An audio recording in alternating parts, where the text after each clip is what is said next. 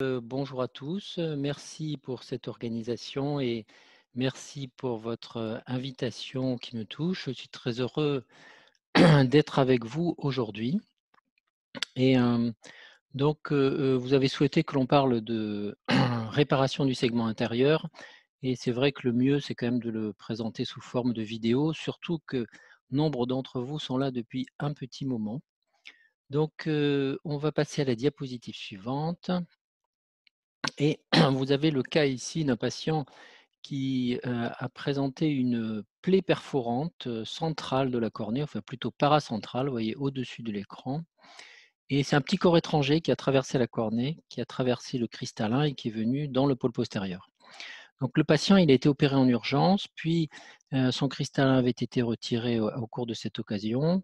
Il a été opéré d'un décollement de rétine avec silicone et donc vous voyez aujourd'hui il est APHAC, il a une pupille en mydriase, semi-réactive. Et donc le projet, ça va être d'implanter un implant, à la sclère parce qu'on va avoir du mal à l'implanter à l'iris, de reconstruire, également cet iris, d'enlever le silicone aussi et éventuellement de compléter par, la photocoagulation. Donc on peut lancer la vidéo. Donc on décide de le faire à la sclère, hein, et donc on réalise des volets scléraux, sur les côtés, en temporal, en nasal. Sous le volet scléral avec un couteau 1,2, on fait une ouverture, on incise à 2,8 millimètres et vous voyez que j'ai mis une infusion à la pars plana en inférieur, ce qui me permet juste en faisant becquer l'incision, de faire sortir, le silicone et d'avoir un œil qui est, relativement normotone. Donc là, à la fin, on a retiré complètement le silicone. On peut compléter la photocoagulation si on estime qu'elle avait besoin de l'aide. Puis ce patient conservait encore quelques bulles de silicone. Alors ça, c'est une technique qui a été décrite plein de fois, hein. Vous savez, l'implant 3 pièces, on extrait les aptiques sous les volets scléraux à l'aide d'une pince. Moi, je solidarise à l'aide d'un Prolène 9.0. J'ai toujours peur que ça tombe et que ça glisse, mais on l'a décrit également sans.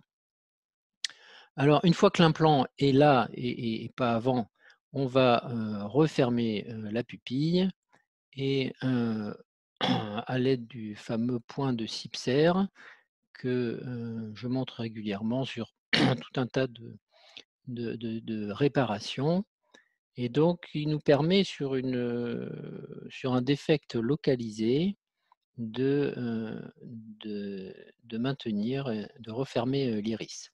Alors vous voyez que pendant toute cette intervention, j'ai gardé mon infusion à la pars plana de façon à avoir un œil, en permanence, le plus normotone possible.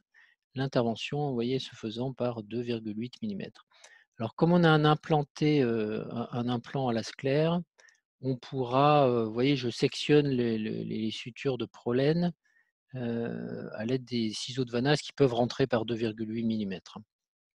Voilà.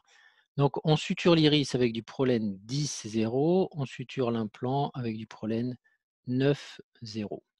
Alors on passe à ce cas clinique-là, où le patient est opéré de la cataracte, mais vous voyez qu'il présente une mydriase paralytique avec des synéchies iridocornéennes. Et donc le projet, ça va être de réparer son iris parce que le patient se plaint d'une photophobie permanente, il est gêné, il veut qu'on fasse quelque chose. Et donc on lui dit: «Bah OK, on va décoller cet iris et on va essayer de le refermer». Alors il faut faire attention quand il y a des synéchies comme ça, s'il y a eu beaucoup d'inflammation, il arrive que la zonule soit tellement fragile que dès qu'on décolle le sac et l'implant, ça se détache dans le vitré. Donc c'est des choses qu'il faut vraiment explorer. Donc on lance la vidéo et donc comme on n'a pas à mettre d'implant, il faut qu'on réalise l'intervention par, des petites incisions de 1 millimètre. Donc on injecte le viscoélastique, on voit où sont les synéchies avec un micromanipulateur et puis on voit qu'on peut les décoller. On fait attention quand même, hein, dans ce type de procédure, vous voyez que l'implant et le sac ne sont pas toujours très stables et qu'on peut être amené parfois à le fixer à l'iris ou le renforcer à l'iris. Donc là, ce qui est toujours difficile, c'est de savoir quand c'est tout rond, comment on peut refermer. Alors vous voyez, on s'aide d'un crochet de Lester parce que, hem, parfois il est tellement fibreux qu'on n'arrive pas à bien tenir l'aiguille. Et ce qui est un peu difficile, c'est que, vous voyez, il faut que ça soit toute la longueur de l'aiguille du prolène 10-0 qui passe. Et lorsque vous le saisissez à sa base, la section de cette aiguille est ronde. Et donc, lorsque vous la tenez, elle risque de tourner. Donc, vous utilisez un crochet de Lester. Il en existe à usage unique qui sont d'excellentes factures et qui sont très petits, qui passent très bien par 1 millimètre. Donc, en général, on fait une double boucle dans un sens et une simple dans l'autre.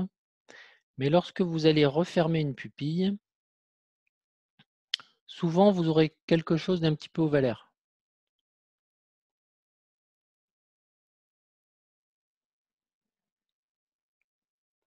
Donc on passe notre boucle, la deuxième.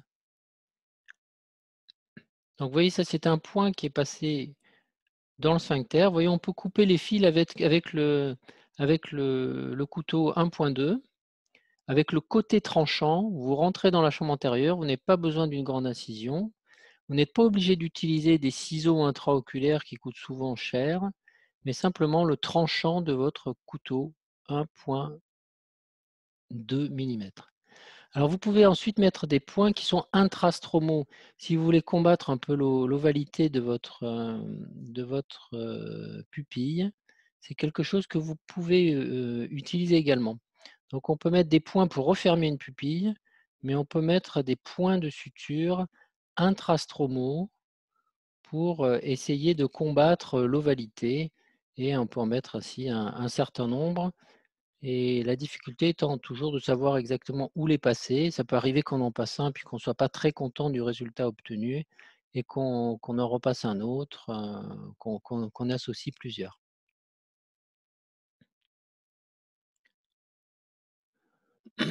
Alors certains ont décrit un passage avec 4 boucles en une seule fois.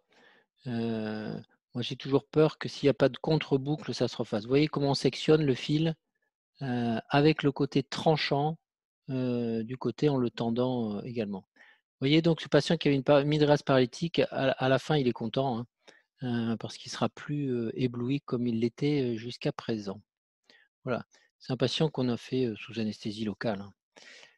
On peut passer à la suivante, s'il vous plaît. Alors, ce cas, il est intéressant parce que vous voyez qu'il est à fac, donc c'est post-traumatique, et vous voyez surtout qu'il n'a quasiment plus d'iris. Donc le patient, il est adressé pour une implantation à iris artificielle qui sont toujours délicates parce que soit vous utilisez un iris souple que vous essayez de suturer à la sclère, mais celui-ci est très très cher, soit vous utilisez des implants rigides qui nécessitent d'ouvrir et d'inciser sur une taille de au moins 1 centimètre. Mais si vous analysez cet œil, je ne sais pas si ma souris passe. Est-ce qu'on voit avec ma souris? En fait, on voit les 2 cornes de l'iris de part et d'autre. Et quand je vois cet œil-là, je me demande si je ne pourrais pas le reconstruire en partie. Donc on va lancer la vidéo. Donc là, on va désinsérer la conjonctive en supérieur, injecter du viscoélastique et se rendre compte que la capsule du patient est présente. Donc il avait été opéré de la cataracte, mais pas de l'iris, et il n'avait pas eu d'implant. Donc il a un capsulorhexis que l'on réouvre.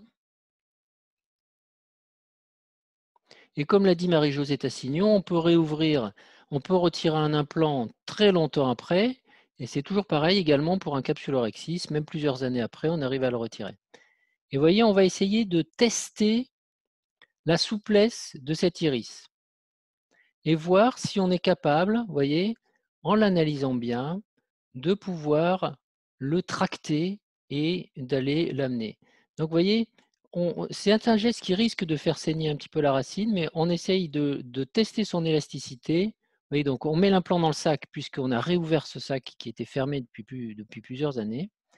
Et on va, au travers d'une incision sclérale, eh bien, on va coincer la corne de l'implant dedans.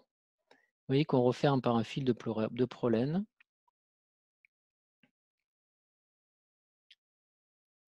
Et on voit qu'on n'arrive pas à tirer la corne pour la maintenir.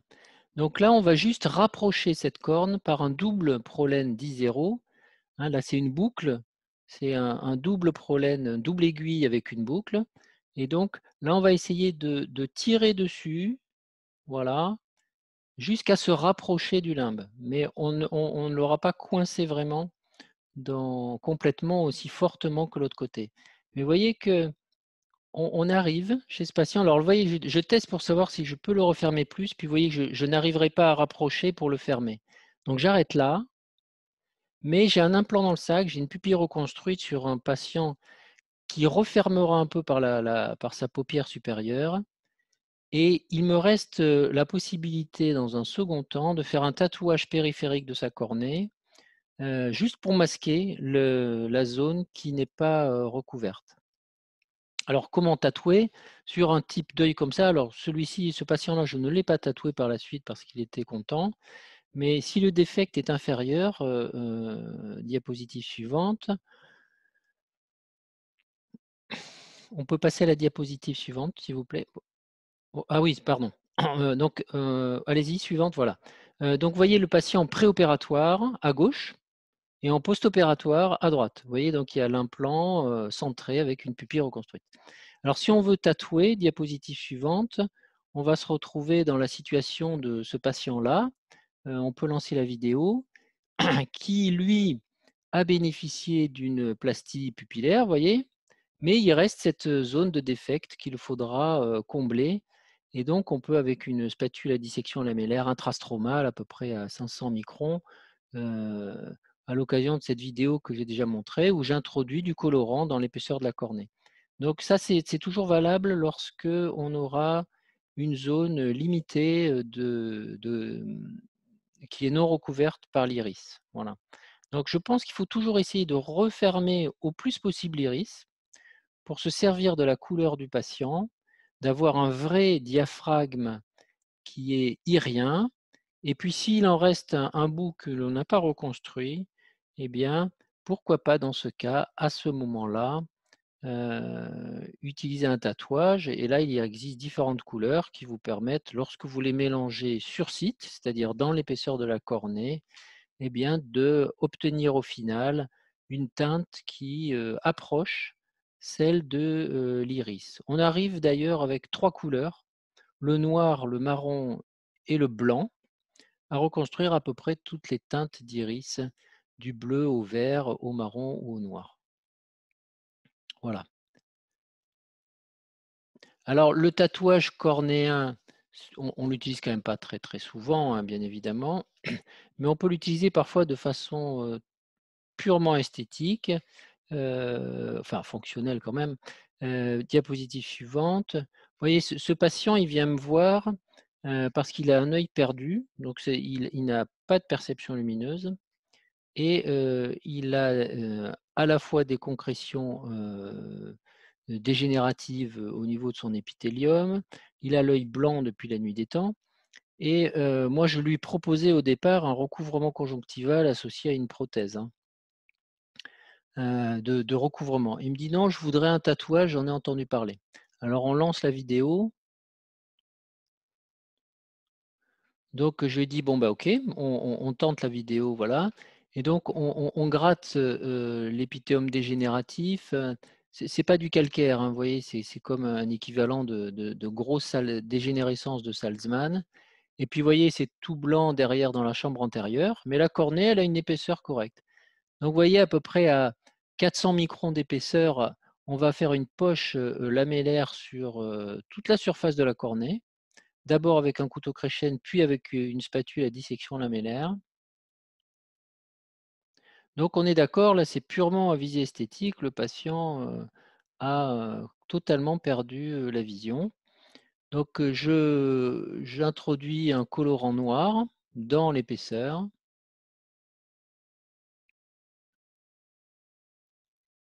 Je mélange avec du marron puisque ce patient a les yeux marrons, mais si on met que du marron, ça fait vraiment clair et c'est pas très joli.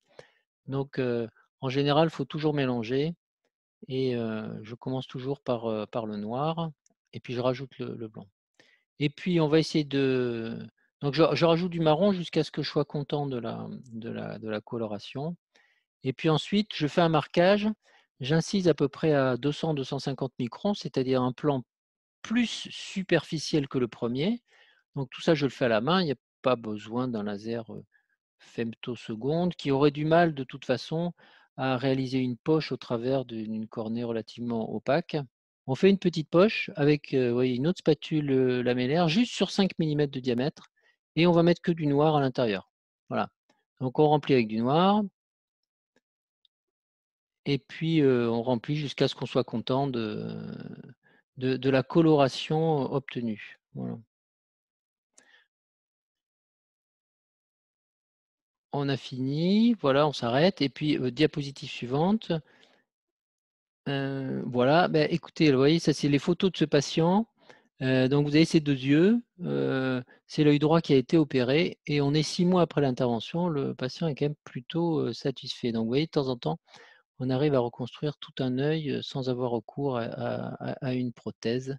C'est quand même pas une situation très fréquente.